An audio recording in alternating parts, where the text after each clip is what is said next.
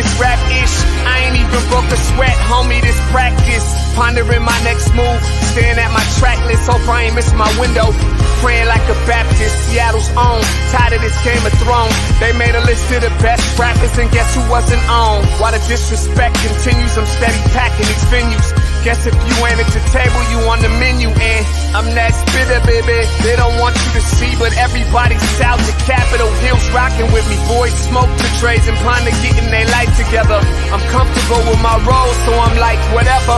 I ain't got a job, but I work hard. And you don't work hard, but you got a job. The irony is I'm judged while you feel the applause. I'm slept on, that's why I had to set this alarm. My dudes is armed, I'm armed with this arm charm. Body banging like she got that cream from Barry Bonds. Yeah. I did it for the city, I did it for the love, I did it for the people, I did it for us. That Dre season is here, a real hitter with a mic, I'm everything that they fear. With that hood ain't the same, I was all on their ass, I'm level-headed. So yo, my dudes love when I spaz, and I'm so over Seattle's passive-aggressive attitude. They don't call you back, what they really saying is F you. While I'm from the same place, I move at a different pace. I prefer if you just said it to my face, damn, I did it. I did it for the city, I did it for the love, I did it for the people, I did it I hate for these us. average dudes with they average spit, writing average rhymes, knocking average chicks. The closer I get, I can feel the people starting to shift. I'm loyal to a fault, and everybody can't come with. Rap's a rich man's game, I'm only playing with change. They bang models and singers, I'm knocking my old flame, I'm different. The crowd, I move with the chosen few. Black thoughts, I could be the front man for the roots. No diamonds and gold, I'm on my sticks and stones. If we can see your panty line, you should have on a thong. My team is strong, through this fire we forged a bond. And they already know what it is when I get on to the hearse. Party like it's December 31st. When I'm on my deathbed, I probably cracking my nurse. You ain't got the bars to compete. I'm a verbal athlete, deflating these boys so they say that I cheat. Damn, I did it. I did it for the city, I did it for the love, I did it for the people, I did it for us.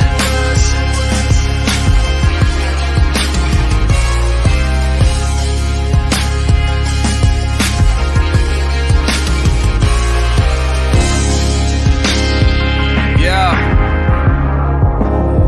I should probably start by apologizing for the long wait, man. You know, I know I be tripping. But I'm not just a rapper, I'm an artist. And, you know, my creative process is a little bit different than most. Nonetheless, I want to welcome everybody out to the Dre's Experience. I got TCF in the building. My whole camp's here with me. I got the band in here laying this cool-ass vibe.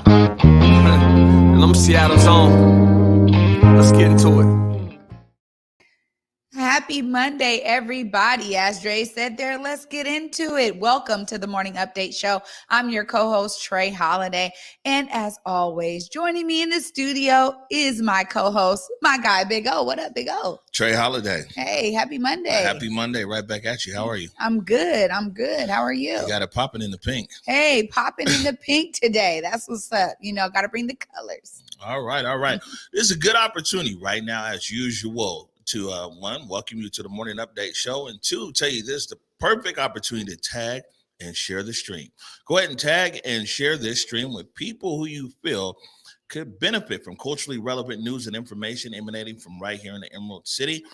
Today, we got a few headlines. We're going to move through them quickly, although we're going to continue to talk about these things. But we've got King County Executive Dow Constantine is going to be joining us, so we want to leave some time for the county executive. We'll be talking about a few different things: COVID relief, talking about some economic drivers, also talk about something that's near and dear to us, and we're going to talk about here in this first clip is gun violence that's occurring not only here in the city of Seattle but across King County. Yeah, absolutely. I'm ready to get into it with Dow. I think it's so important for the audience to understand some of the measures that are taking place at the executive level. So I'm glad he's joining us today. Yeah, good stuff. We'll get right into it here. This first clip is actually from King 5, and I mean, impacted. We right there on 23rd and Jackson, in the heart of the Central District, yesterday about 3:30 p.m. 4 people shot. I mean, so many bullets that was up there. I talked to people. It was a crazy scene. Here's a clip right here from King 5. Well, this evening, we know that 2-year-old girl is in Harborview. She remains in critical condition. 3 other adult men also injured in that shooting. Meanwhile, police still trying to figure out who the shooter may have been. We just heard like at least 12 gunshots just popping off. Shell casings litter this AutoZone parking lot. It was a lot of gunshots. It was a lot. Gunshots that police say wounded 4 people, 3 adult men and a 2-year-old child. Multiple 911 calls came in around 3:20 Sunday afternoon. Before any of Seattle Fire or an ambulance or even police arrived, the victims either transported themselves or were transported by other civilians to the hospital. Seattle police homicide detectives along crime scene investigators combing a scene that stretched across the parking lot. Police believe there may be multiple suspects and say the shooter walked up to the AutoZone on foot and opened fire. We don't know why or if the shooter and suspects knew each other. I can't imagine being the parent of that child right now. With so many unanswered questions, what we do know is that a 2-year-old child is in the hospital fighting for life. That girl remains in critical condition as we head late into this evening. Police not releasing a lot of information about a potential suspect. They are asking anyone with any possible information to contact the Seattle Police Department. In Seattle, Sebastian Robertson, King 5 News. Trey Holiday. Yeah, this is a tough one. Oh, as you mentioned earlier, I mean, I was getting calls yesterday, understanding again that when gun violence happens, particularly in our community, man, we are a stone's throw away from knowing the victims, knowing the families, going through it because they're either friends or colleagues or neighbors that we grew up with, people that we know. And, I'm always giving the message to send the love to the families, particularly as that young 2-year-old is in the hospital right now fighting for her life. And so, you know what? Oh, this is just, it's an all around tragedy. We've been talking about the rise of gun violence and how it really affects our people. And this right here is just, it's disheartening to say the least. There's so much more I could say about this and, keeping my composure here because as you said, we know some of these people, this is tough. Oh. Yeah, and once again, when we talk about this, there's the victims, and right now, 3 adults, small child. There's also, look how many giveaways we've done there, even throughout COVID. How many different events we did right there in that same parking lot. Whether it was food during Christmas, we teamed up with Willard Jimerson. And NZYD, we did a Christmas giveaway up there for people to get Christmas gifts for their kids. That's the Starbucks that my mama goes to. Yeah. You know what I'm saying? Just it's right there on 23rd and Jackson. And this is an issue of gun violence in our community that we've been dealing with generationally now. We talk about when I was at Garfield High School, dealing with the same thing. Yeah. And this is something that's persisted in our community for decades. And we see here that, the impact is real. I was doing a live show yesterday, right? And I got that news. And the show still went off cool, but it just took all the wind out of my sails when we hear about these things. And it's continuous. You see, it was just a few weeks ago, community passageways. A few weeks before that, there was another shooting. And we're just talking about the municipality, even beyond the city of Seattle. When you talk about these other 39 jurisdictions or municipalities in the county, a lot of them in South King County, this gun violence is impacting people, impacting the victims definitely and their families, but whole communities. Yeah, absolutely. And we've seen a wide range of messages that are then not only just dispensed between other community members, those who have lost loved ones, lost children, really, having that plea to the community to say, look, let's stop this. Let's stop, going after each other with the, gun violence, because so often, man, it's a lot of people that were not unintentionally harmed. That 2-year-old did nothing to no one, right?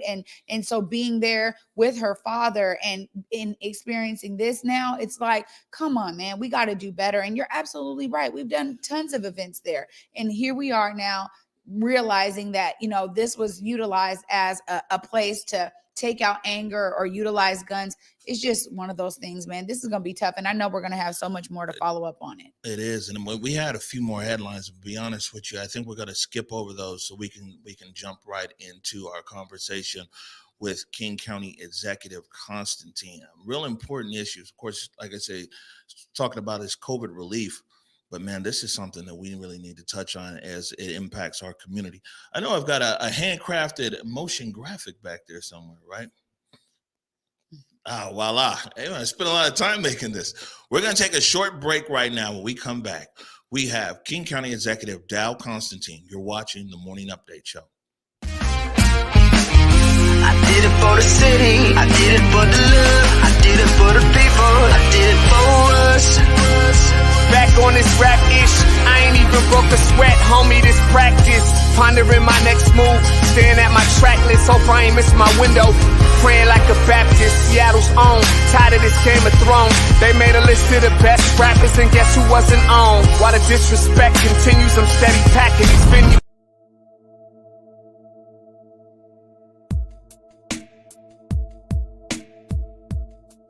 Converge Media produces culturally relevant content for Black and urban audiences. Our coverage is raw, transparent, and objective, praised by community leaders, government officials, and residents. Support Converge Media today via Venmo, Cash App, or PayPal at Converge Media.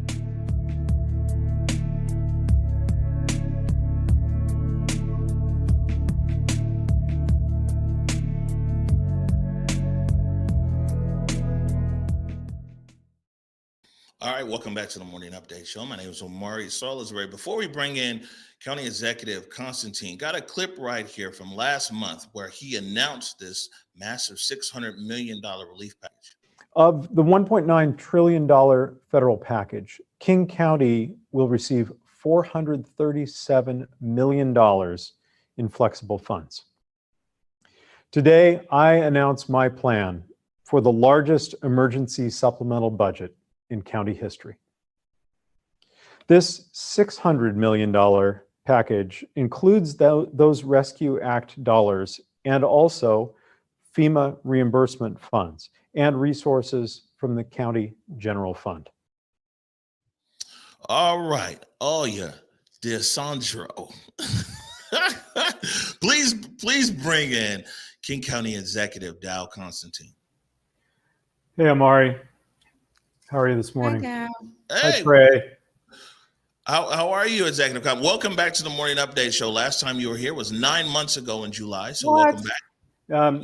So, I mean, two things. One, both the clip you just showed and my current picture show that I definitely need to get my shots and go get a haircut.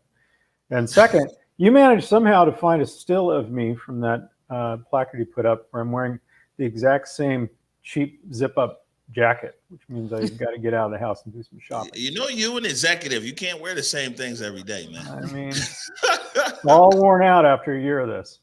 I was really, I'm sorry to interrupt, but you know, that news yesterday of the shooting, you know, we kind of almost become numb to these shootings. They seem to be almost daily, but you know, a little 2-year-old baby girl gets shot, and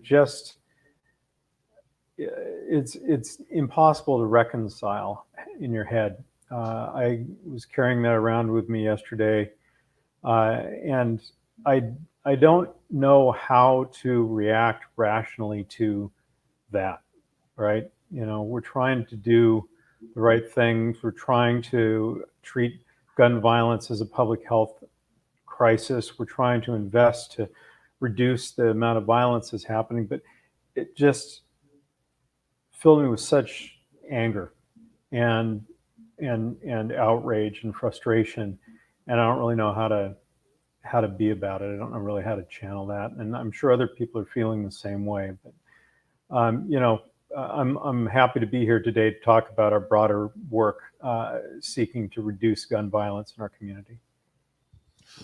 Appreciate that. Yeah. And you know, and you're right, broader society does become numb to these types of things, but believe me, in our community, it's still very raw in there.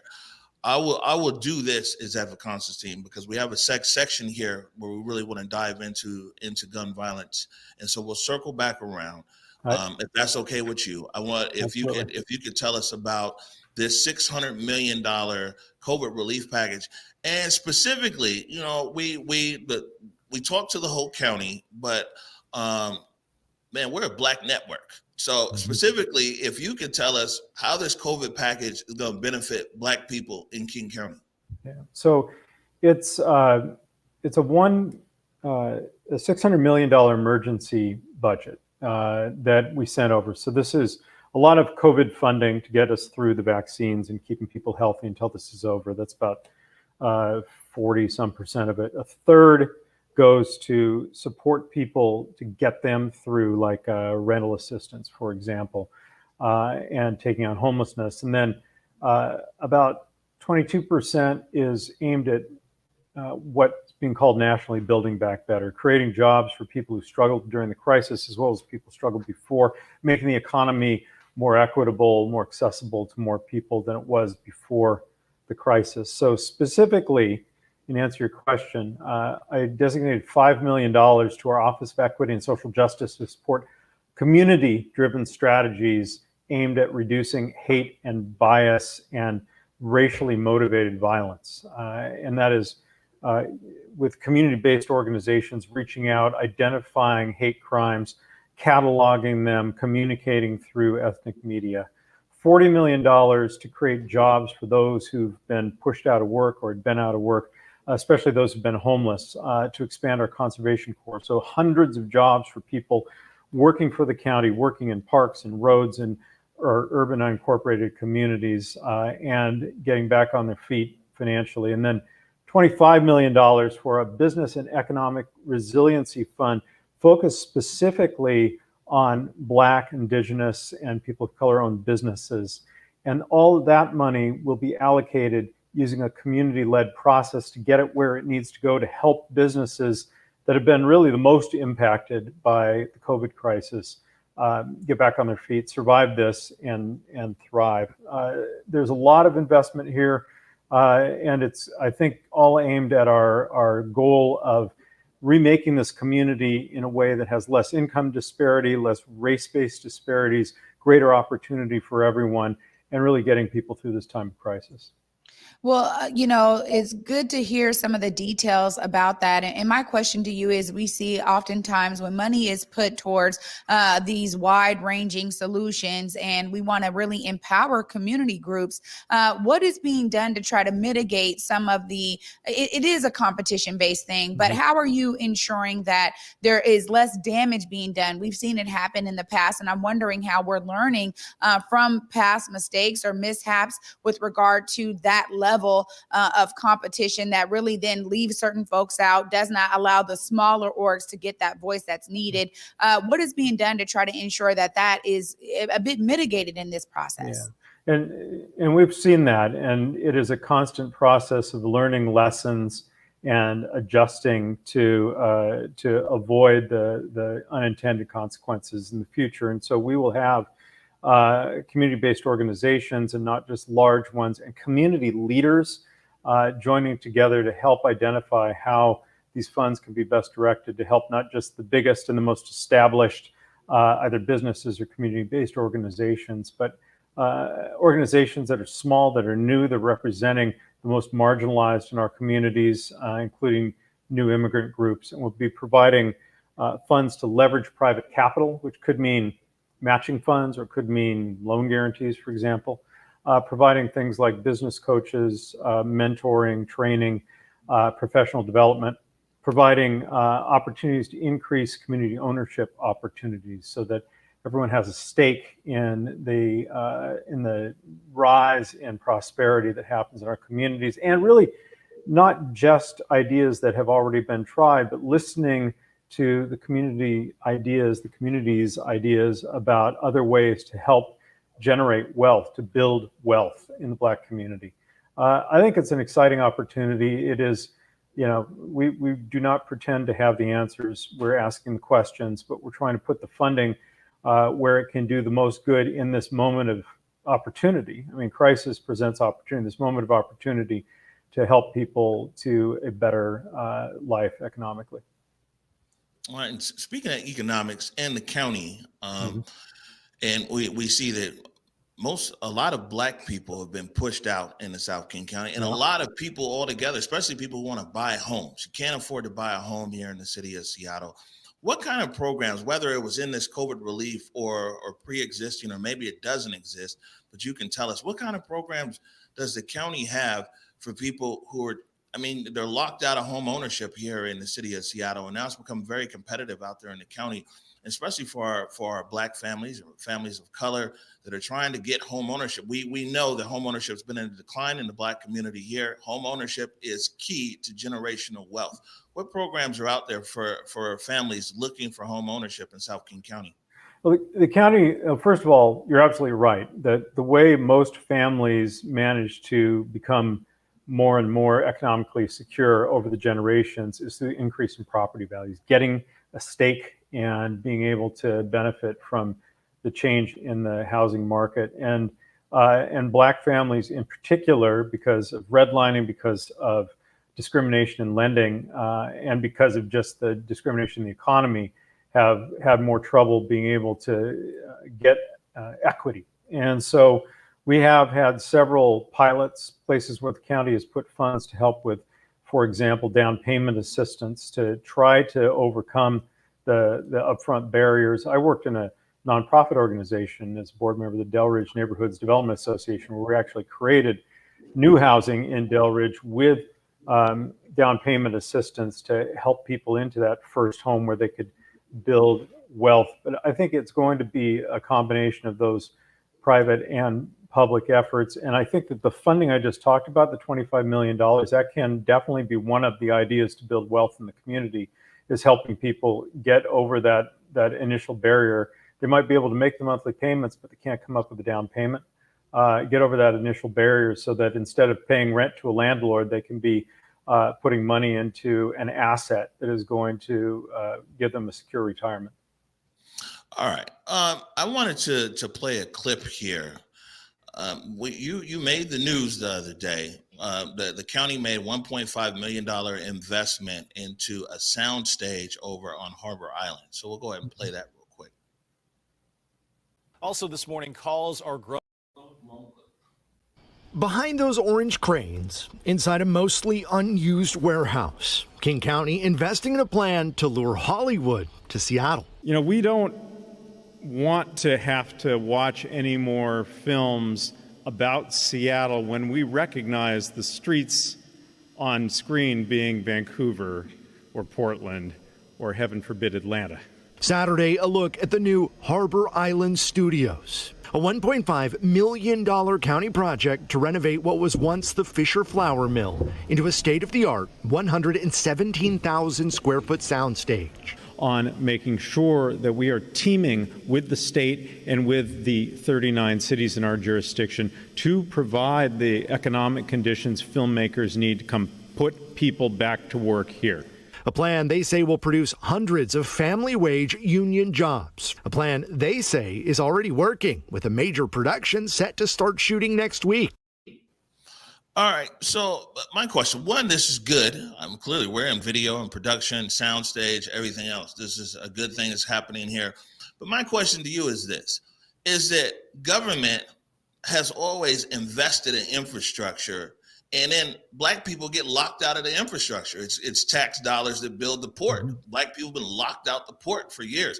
So how intentional is the county going to be? Spend $1.5 million there and everything else. I think most people think it's a great idea.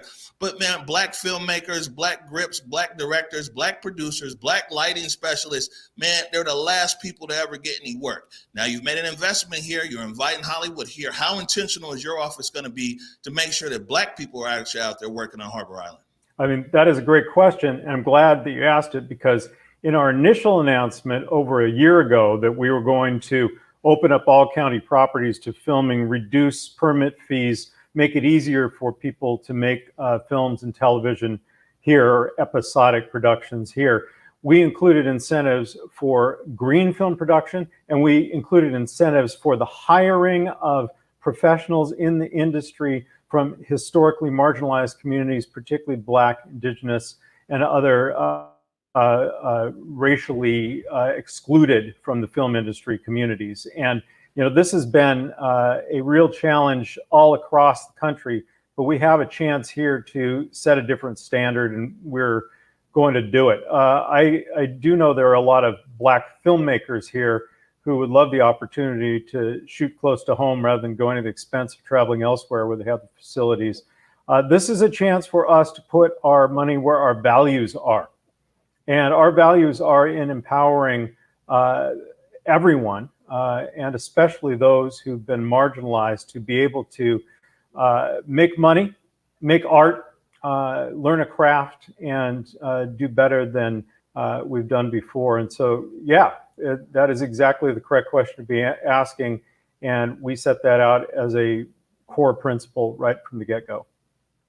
I think that that's a great way to do this. And my question kind of really piggybacks off of that, because I want to do a comparison, right? We saw that we said, look, we're going to invest in tech jobs here in the city of Seattle. Seattle is going to be a tech city, right? And that really benefited the rest of King County. And unfortunately, what we also saw was that it was a real influx of transplants coming to the city to get those jobs. There weren't actual pathways for kids graduating from Garfield, graduating from Franklin, Rainier Beach, to be a part of that whole dynamic around tech jobs. So my question is there any intentionality to ensure that it is like local filmmakers, and that it's not just like, now this is another destination for all of you all over the country? Not that it shouldn't be in some parts, but how do we ensure that folks that are local here, that grew up here, that maybe have always wanted an opportunity to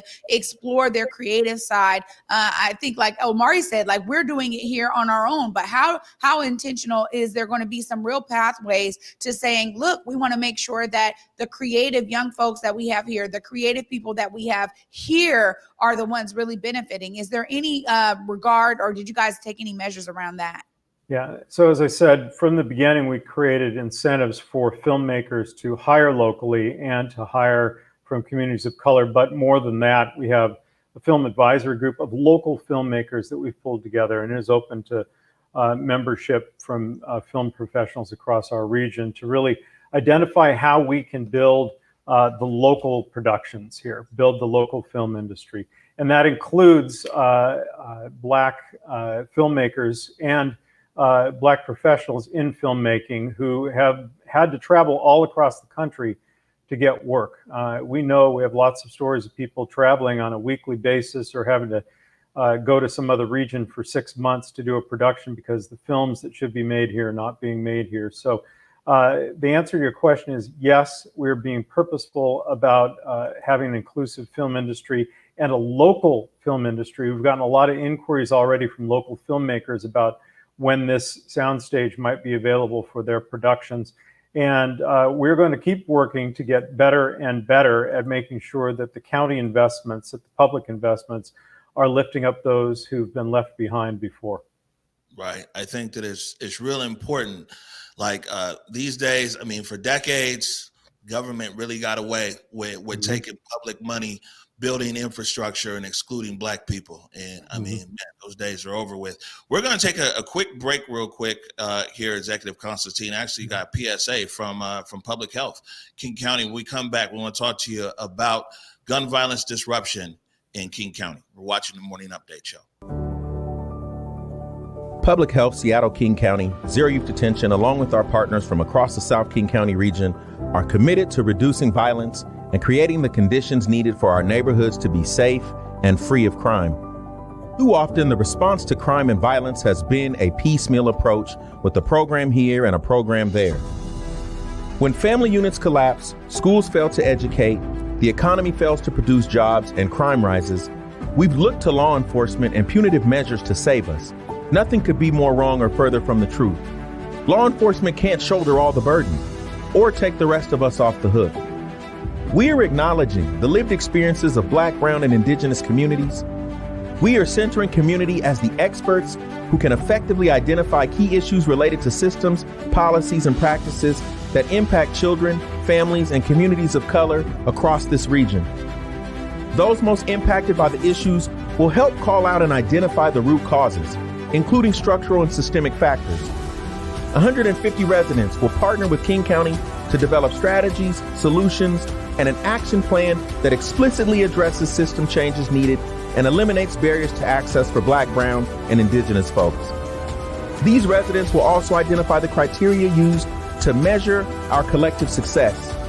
Simply put, we need your help as we do the work needed to make King County the safest in this country. It will take specific commitments from all of us, community members, our young people, elders, and leaders from the sectors all across this region. Together, we will get this work done. Please click the link below and sign up for a work group. Or you can recommend a co-facilitator from community for each work group. We look forward to hearing your ideas, concerns, feedback, and solutions as we build a community where all our children can be happy, healthy, hopeful, safe, and thriving.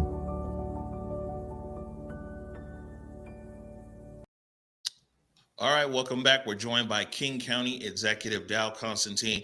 Sir, when we started the show, when we started this interview here, you talked about how you were impacted hearing the news of yesterday's shooting there on 23rd and Jackson, a 2-year-old shot in the head in critical condition.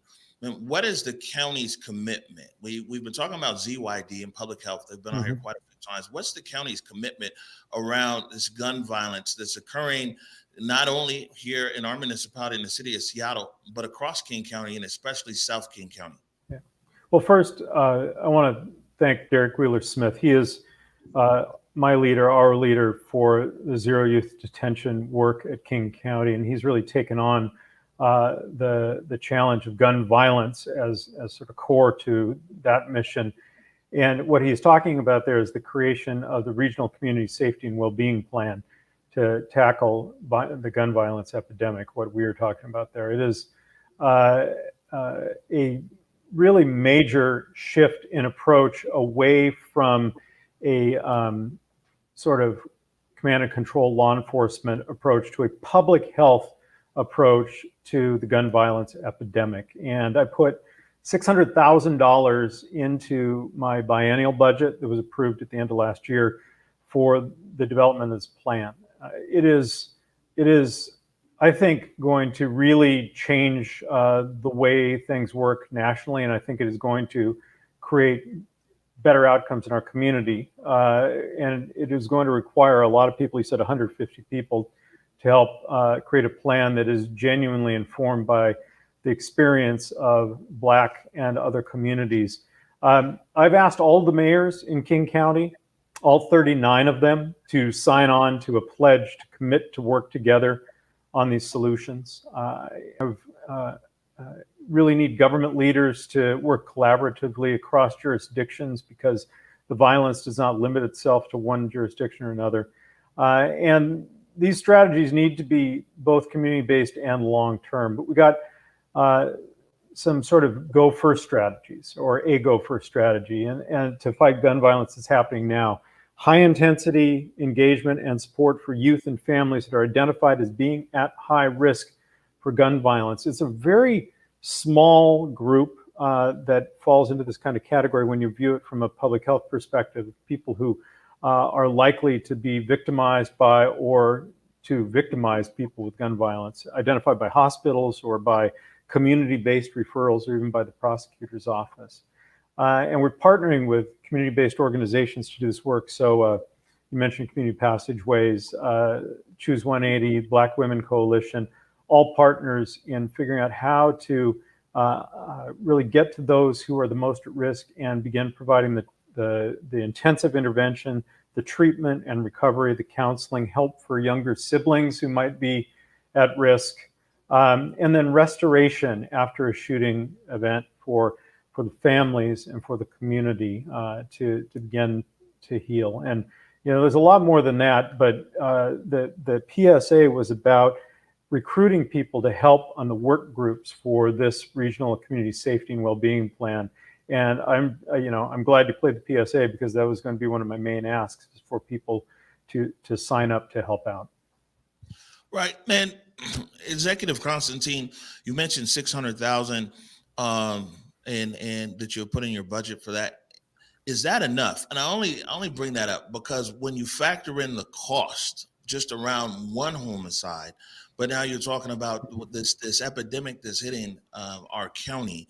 And you talk about, of course, there's the victims, there's the law enforcement, there's the courts, there's the jails, there's the impact on the direct community, there's an impact on indirect community, there's an impact on property values. So in countering gun violence, do you feel that your office or the county or the council is committing enough resources to actually tackle this? Well, I need to tell you about the rest of the resources. So the 600,000 was to begin the creation of the plan. We have now 900,000 of the federal CARES Act money with the leadership of Councilmember Zahalai over on the legislative side that we put in to implement that Go First strategy that I just talked about. And then $2 million additional dollars of a violence prevention grant program. So this is for grassroots efforts that promote community safety and reduce violence, especially among young people. So not government programs, but programs of and by the people. And that was another initiative that Councilmember Zahalai sponsored on the council's side. I put in an additional $1 million to help create economic opportunities for youth and young adults who are or have been involved in gun violence, to create pathways that disrupt the cycle of violence. So, jobs for people to be able to make a better life economically for themselves. And all of these, are learning. We're constantly learning what works based on a public health approach and working to reduce the amount of violence happening in the community. Well, so that's a total of about almost $5 million. yeah. So, I mean, it's obviously a really great investment, and the investment is totally needed, and glad that you guys have kind of pointed out some of the ways to utilize the investment. My question to you kind of comes from a, King County wide level. My family now is, settled in Federal Way, right? And so I know that Federal Way, like many other South King County cities, has really seen an influx of Black families, and yet there are still some elements that they could probably learn from Seattle more than anything around how to prioritize community voices in the programming that they create, in the strategies and solutions that will really mitigate families having to deal with gun violence and having to be the ones to carry that trauma. And so my question to you is there anything from your office that is allowing for that kind of learning to take shape, and for these other cities who may not have been used to the diversity that they're experiencing now to kind of learn from some of the greater ways that it's being done elsewhere? Or is there something that's really at the county-wide level saying we need to prioritize these community voices?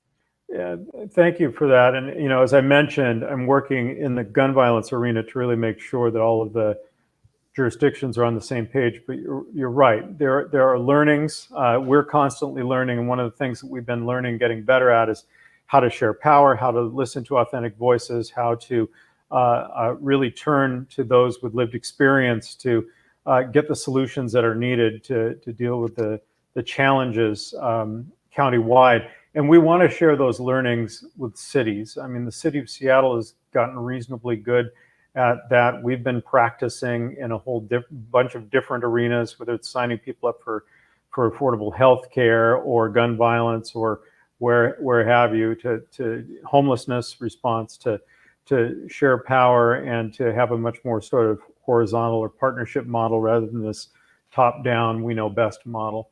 And yeah, we are not only happy to, I think it should be part of our job to try to share that with other communities, with cities within the counties, so that we can have a single approach that is based on the best practices and our learnings from, making mistakes over time and trying to get better.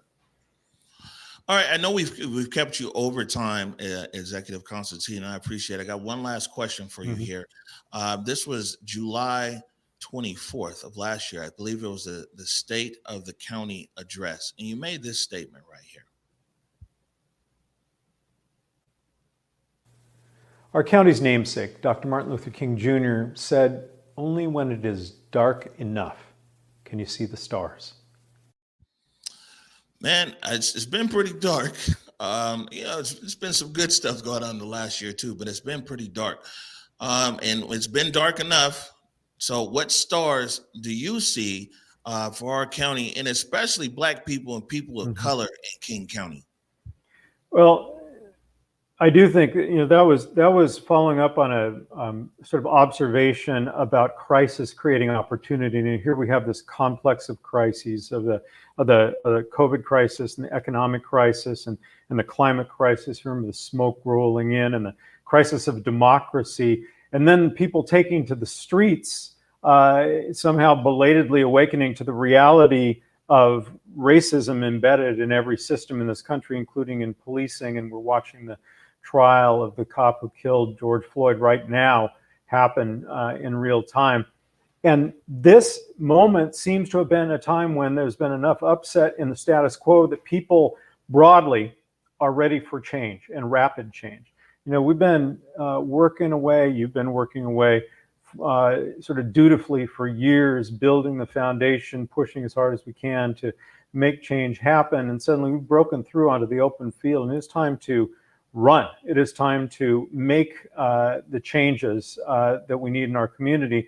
And central to that is becoming a place where every person has the opportunity to be part and to thrive. And we can spend money purposefully, as I've outlined here today, to make sure there is more economic opportunity for the Black community, for the Indigenous community in particular, for those who've been historically excluded. We can spend money directly to make sure that the barriers to participation and success are removed. That I think people are more ready for this than they have ever been. And I also think, if history is our guide, we need to recognize that this door will not stay open forever. So there's an urgency about it, which is why I've devoted a lot of funding from this $600 million and more into the work of transforming this community. This is our time. This is the time. It will not last forever. And we have to take advantage of this while people are really sort of untethered, while they are feeling uncertain, and they want a country that is different than the one we had before the COVID crisis began. Yeah. All right. King County Executive Dal Constantine, thank you for joining us this morning. Thank you. Thank you. There you go. Hear from the county executive. Yeah. I think that, we just got to cut through things. You know what I'm saying? 600 million is a lot of money, and it's going to a lot of deserving places, a lot of people suffering in different sectors and everything else. But for us, keep it culturally relevant, man, to our programming. There's a few different things that jumped out there. He talked about, money for jobs, but economic development, economic drivers. I think for a long time there's been so much of a handout instead of a hand up mentality. Mm-hmm. And it sounded like, he was taking into account some of the learned lessons. And I think that that's key, because oftentimes what we saw is that we felt like there was a real status quo. It's just like one and the same. I mean, we talk about it in homelessness all the time, how there's millions of dollars thrown at homelessness, and yet we still have such a huge crisis around homelessness. And I think that, being real specific here for our audience and us being authentically us, we had to attack it from a Black perspective. Like, what is all this money going to do for Black people, period? Yeah. I mean, and if now is the time, let's let now be the time. Yeah. You know what I'm saying? If now, I think that there's always been this gimme budget, you know what I'm saying? We need to get this to the Blacks. We need to do this and that. But it's the intentionality of the result. Period. Now is the time where how intentional are we going to be as a city and county to get the results? And where is it really going to be result oriented? This is what we want to see. It's these end results. And that's why I say we got to hold people's feet to the fire. I was happy to hear the response about this soundstage that's being built, because it's traditionally, public tax dollars get used to build something, and Black people get excluded. Yeah. I mean, we see it like everywhere. And so, I mean, it's good to hear that they've got these initiatives set up to give studios that come in a break if they hire more people of color, but then also incentives for local filmmakers to go down there. Yeah, because I mean, what we've also saw time and time again is that the minute that we have something that seems like it's hot, then everybody wants to flood into the city to do it, man. And then once again, it's not being utilized by those of us who grew up here, graduated from Garfield. I mean, we have to be direct and real specific about it, man, because it's not just about these opportunities. And like, we just saw it with the tech industry, man. We don't need another one of those kind of booms. Right? I was on a call with, it was all nice people, by the way. And I was a guest on there. It was me and Detlef Shrimp, who the former Sonic. And it was a group, it was mostly investors and tech people. And it was a lot of high-fiving on the call, which you should. They were like, oh yeah, man, we just closed this VC, this this company's moving into Seattle and everything else. And I told him, I'm like, I'm not trying to pour water on your parade. This is good. You guys have worked in business and you're benefiting from it. I want to, what I'm saying, I aspire for that as well. But I said, just remember, while you guys are riding that wave, a lot of us are still left here on the shore. Yeah. You know what I'm saying? And a light bulb kind of went on in the room, and people realized that there really is 2 Seattles. Maybe 3, 4, 5, but at least 2 Seattles. There really is 2 King counties. And so when we hear the big headlines of this and that, man, that's fantastic. But a lot of times we're left on the shore. Yeah. We don't get to ride that wave. We're left here for one reason or another. And it's time that we start calling that out and saying like, yo, okay, before you pat each other on the back, let's look at this thing holistically. Right. And I think it's too about understanding the wide breadth of brilliance that's within the city. I mean, I think so much of it is that this cannot be no longer some destination city where you're coming here to do certain work, coming here to launch these tech companies, coming here to, try to bring more and more people from outside of here to build up your industry, your company, your firm, whatever it is. But ultimately understanding that there's much brilliance right here, man. And so I'm glad you were able to point that out. And I think before we hit this topic of gun violence disruption, also on that same call that I was on, it was people who were like, oh, well, man, I really like how Seattle is right now. It's very diverse, it's very international and everything else, which is dope. I was a migrant worker most of my career, working in different countries around the world. You know what I'm saying? I think it's great that people come here. I'm all for that. But my question I posed is, why does it got to come at the expense of poor people? Yeah. Why does it got to come at the expense of Black people? Why does it have to be either or? Why can't we be this great destination that whether it's tech or any other industry that people want to come to, and we still be a city that's supportive and people of color can still live here? And, marginalized, like, that's what people should want to aspire for. Yeah. Like, I'm not tripping. Like, man, you know what? Bolster economy, tech people, man, do it. You know what I'm saying? But it don't need to come at our expense. You see what I'm saying? And if we're really the brilliant city that we claim to be, then we would figure that out. But it's like so many people, the poor people in Seattle just got thrown out. You know what I'm saying? Right. And so if we're really this emerald city that we claim that we want to be, we got to be able to find a solution to where Black people, people of color, artists, marginalized people aren't all just pushed out of the city to accommodate a sector. Absolutely. And I love how you said there, it doesn't have to be an either or. We're always talking about a both and that is really the lesson learned here, is that there's a way to literally create these pathways so that it is a both and, so that it is a destination place for filmmakers all over the world to want to come here. I've said that, we had a mayoral candidate here and I'm like, well, what would you do in that regard? Because we have beautiful scenery. We have amazing, amazing outdoors. And it's one of our, we're the Emerald City for a reason, right? It's just one of our pillars that we can stand on and know that we have all of these. I mean, you got the water, you got the mountains, you got this. So for me, I agree. Let's learn from those past lessons and let's be a both and. Right. And as far as the executive's statements around the county's efforts in disrupting gun violence. I think that I think it's that they are going with this regional approach. They're now looking at it regionally. Demographics have shifted, and people are moving around a lot more in between these different cities around the county.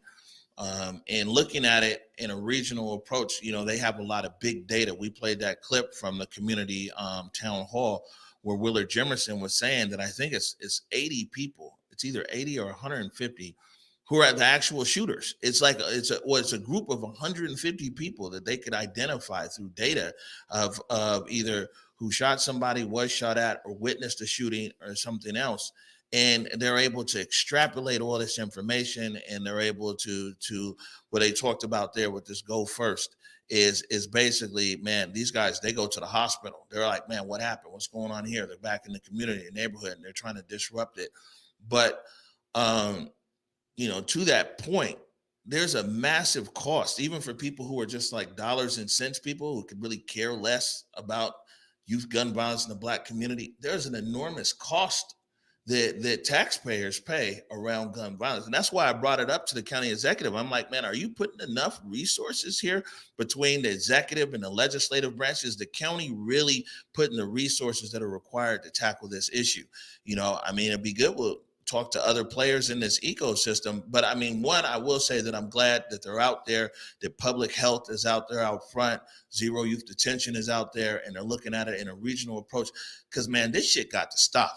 Yeah, you're absolutely right, Omari. And this is why, again, when we're talking about how do we create new pathways, new initiatives, new measures, how do we be innovative in the ways that we're going to look at this? And I think the regional approach is key here, particularly because we have had such a wide disruption of gentrification that meant that Black families particularly were the ones spreading throughout all of these other counties. And so we have to look at it from, not just a county level, but regionally. And I love that they're doing that. I also think you're right, man, in terms of this having to stop. I'm really looking forward to seeing how the benefits of this approach and understanding the history, how it's going to actually benefit people on the ground. Because we talk about this oftentimes. How do we elevate the material conditions of Black folks so that they actually are not involving themselves in these kinds of situations, so that they can see themselves as a part of the economy and not be feeling like there is two Seattles, two King counties, two Washington states, whatever it is, because there's people here making money hand over fist in the droves. You know what I mean? And ultimately, we really do need to be able to create equitable plans that allow for that wealth to spread, because that's really where you start to see a decrease in so much of this violence, where you see people actually having, pursuing jobs that they love, utilizing their passion in a way that brings them some real monies that they can take care of their young babies, take care of their mamas if they got to. That's what we're talking about here. And I'm happy to see some of these new ways of thinking about it hit the ground. Yeah, I think that as well, when we talk about this approach for gun violence, especially youth gun violence, there's so many intersection points. Clearly, there's the right now. Here's the person who's shooting, right now in this moment. And there's so many what they call upstream. And I think that the approach a lot of times has been very fragmented and very segmented. And we need to really look at this in totality. It's true that good jobs and good economic conditions lead to better things. But you know what? So does good mentorship. So does good community. So does people being there. Look, man, our parents, our grandparents, they worked for peanuts compared to what we would make today, but that didn't make them go out and kill nobody. Where our parents, Big Mama and them, Grandma man worked 30, 40 years. You know what I'm saying? Hard work.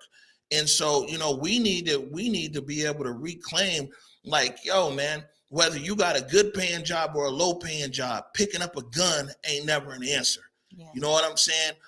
Man, whether you're employed or unemployed, this is what I'm saying is somewhere, you know what we got to do? We have to reclaim our values. Somehow, these are our core values. Look at our parents. Look at our grandparents. Set great examples for us. Great examples. went to work every day, shied away from this, shied away from that, maybe kept us in the church or everything else, sent us off, put us in, in different programs and everything. Our values are there. We've allowed them to be hidden. We've allowed our values to dissipate. No one wants to call us to our higher purpose in our values. And what I hope is in this regional approach, yes, we need on every level. This needs to stop in the streets immediately, 100%. But when we talk about upstream, because you know what, when you got good values, when you've got character and integrity and all these things, the last thing you're going to want to do is take somebody's life, whether you're making $15 an hour or $150,000 a year, because it comes from your values, man. We got to reclaim that. I love that approach. And I think you're 100% right. One of the things that I have heard so much about and really participated in is understanding community covenants. It was something that we had unspokenly when we were growing up. It was like, when I go somewhere, I'm showing off my best self. I'm representing my family. It was something my parents used to say to us all the time. Hey, when you're at that school, just know you're representing us. Hey,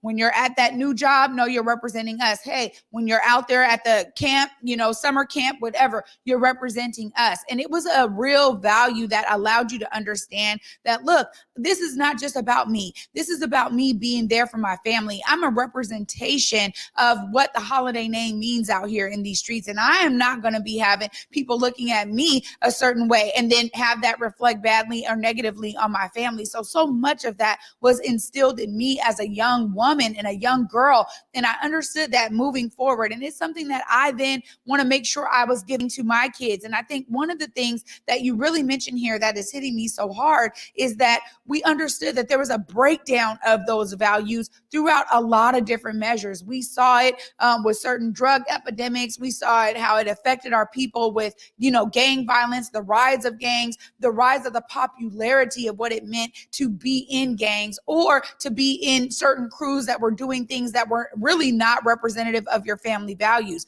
We saw that. And then we also saw an influx of young single mothers who were not doing that. And now their babies are teenagers, are young adults, and we're seeing it play out. So I think you're absolutely right that there was many things that distorted us from having those sense of values, whether it was that it was church related or not. At the end of the day, you had people that were in your life that were holding you accountable to being your best self. And we need to get back to that, man. We need to be holding each other accountable in community to being our best self and rising to the occasion of understanding who we are at the center of our being. And I agree 100% here on this. Yeah, and this is why I think that any approach, if they're really talking about let's really get at the heart of the issue here, gun violence.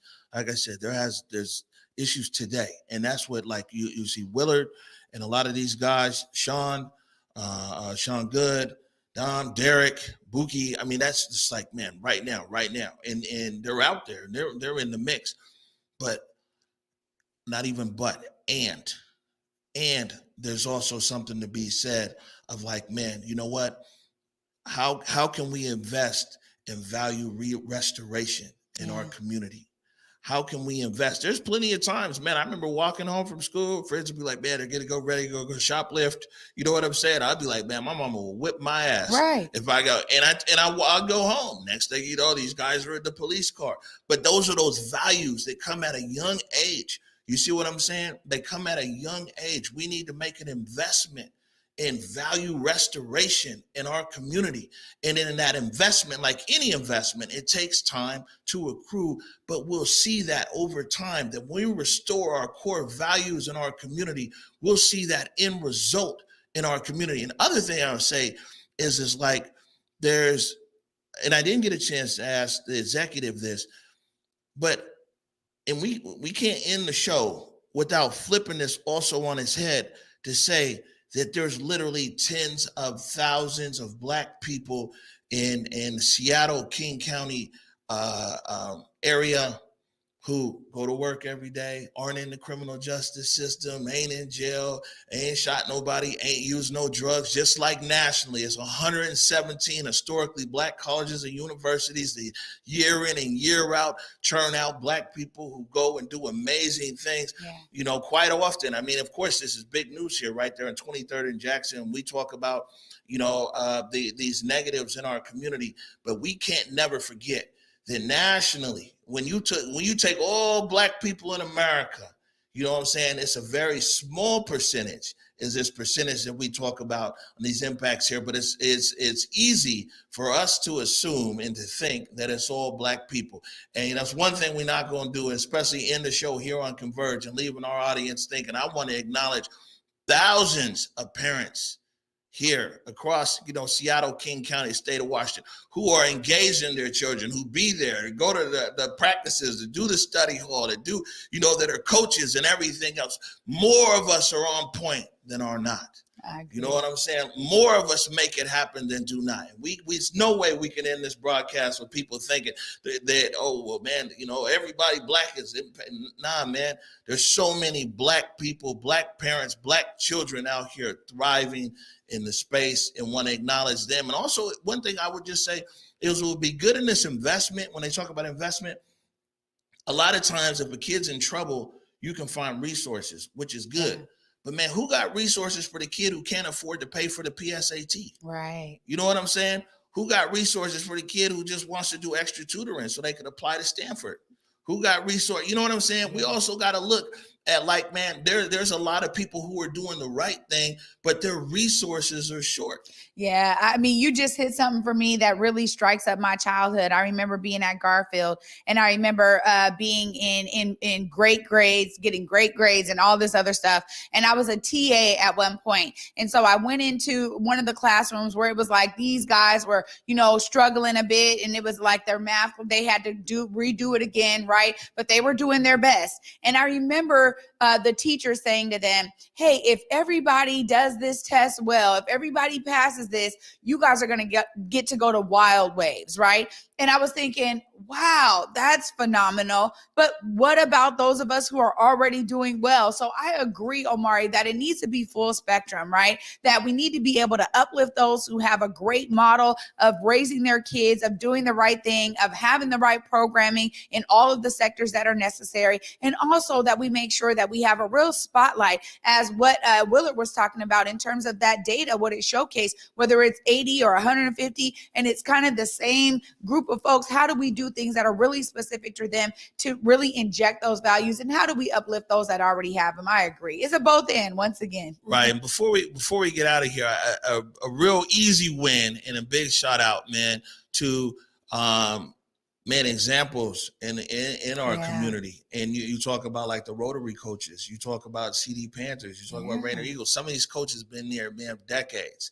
My mom in the comments mentioned Terrell Elmore, CD Panthers, over 20 years of dealing with young people. So like I said, we don't want to end this show here today sitting here thinking that, man, we sitting here hapless and helpless. Oh my goodness. No, and I gotta say too, Omari and I are both examples of that, right? The ways that we raised our kids. Your babies have gone off to college, one already graduated, one working hard. I mean, that's what it's about. And so I agree, because we kept those values, man, and we kept instilling them in the next generation. That was important. And that means those values are here. So I would really say that the aim is to identify a segment, because it's not all, clearly, a segment in our community where our values are being most eroded, and find a way to invest in the restoration of those values. And we'll see over time that everybody rises back up. There we go. Together we rise. Together we rise.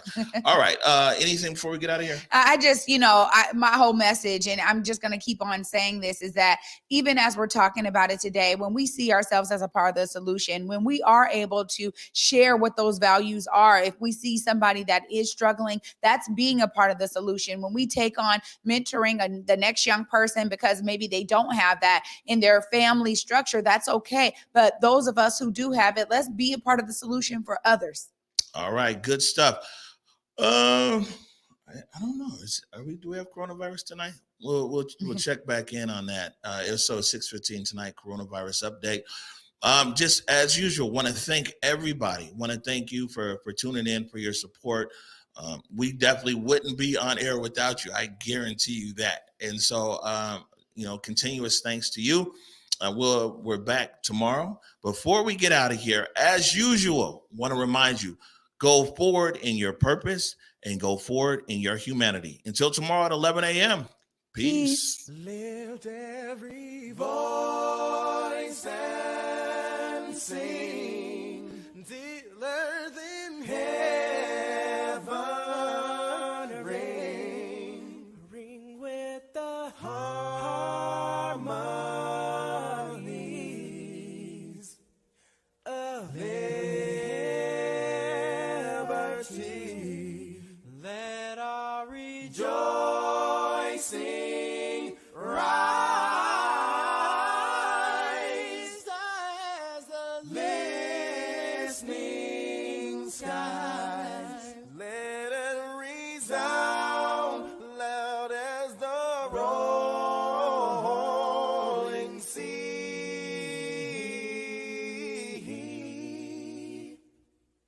Sing a song full of the faith that the dark past has taught us. Sing a song full of the hope that the present has brought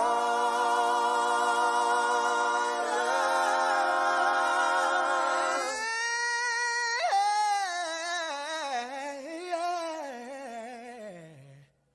Facing the rising sun of a new day.